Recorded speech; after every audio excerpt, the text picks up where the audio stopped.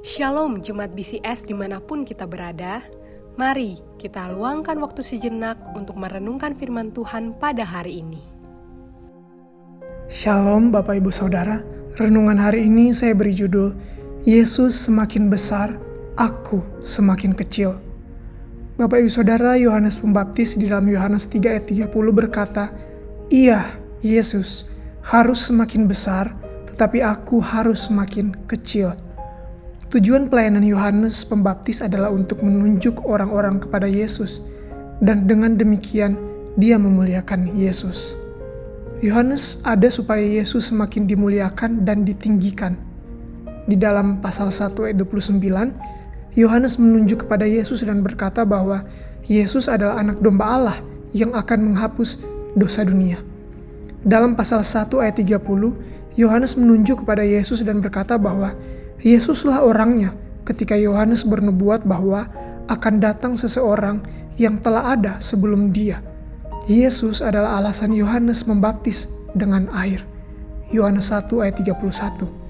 Yohanes menunjuk kepada Yesus dan berkata, "Jika aku membaptis dengan air, maka dia, Yesus, akan membaptis dengan Roh Kudus." Yohanes menunjuk kepada Yesus dan berkata, "Yesus adalah anak Allah." Yohanes 1 ayat 34. Yohanes kemudian mengutus murid-muridnya untuk mengikuti Yesus.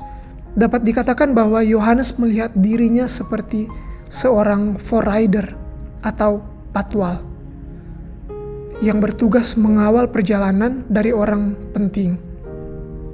Yohanes bukan orang pentingnya. Dia adalah forerider yang membuka jalan bagi orang-orang yang penting. Di kesempatan lain, Yohanes juga melihat dirinya sebagai sahabat dari mempelai pria. Sahabat mempelai pria biasanya bertugas untuk mempersiapkan pernikahan mempelai pria dan mempelai wanita. Setelah selesai menjalankan tugas, sahabat dari mempelai pria ini akan dilupakan dan pusat perhatian ditujukan kepada mempelai pria. Yesuslah mempelai pria itu. Pelayanan Yohanes adalah menunjuk orang-orang untuk melihat kepada Yesus, bukan kepada dirinya sendiri. Oleh karena itu Yohanes berkata, "Yesus harus semakin besar, tetapi aku harus makin kecil." Bapak Ibu Saudara, jangan berhenti berpikir dan berfokus kepada Yesus di dalam pelayanan dan perjalanan iman kita. Jika kita berhenti melakukan hal itu, maka kita akan mulai berpikir dan berfokus kepada diri kita sendiri. Seakan kita adalah tokoh utama dari pelayanan kita dan perjalanan iman kita. Keinginan kita, hasrat-hasrat terpendam kita, kesukaan-kesukaan dan selera kita harus semakin kecil dan hanya kemuliaan kepada Yesus yang semakin besar. Di dalam keberhasilan kita, di dalam keberhasilan keluarga, dan hal baik apapun yang kita alami, Yesuslah yang harus semakin besar. Kemuliaan kepada Yesuslah yang harus semakin bertambah. Begitu juga di dalam keterpurukan, sakit penyakit, kerugian kita. Jangan pernah berhenti hanya melihat kepada diri kita dan kegagalan kita sendiri. Pandanglah kepada Yesus Kristus, Sang Anak Domba Allah. Dia yang berkuasa mengubah air menjadi anggur. Kembali temukan pengharapan dan iman di dalam pribadi Yesus Kristus.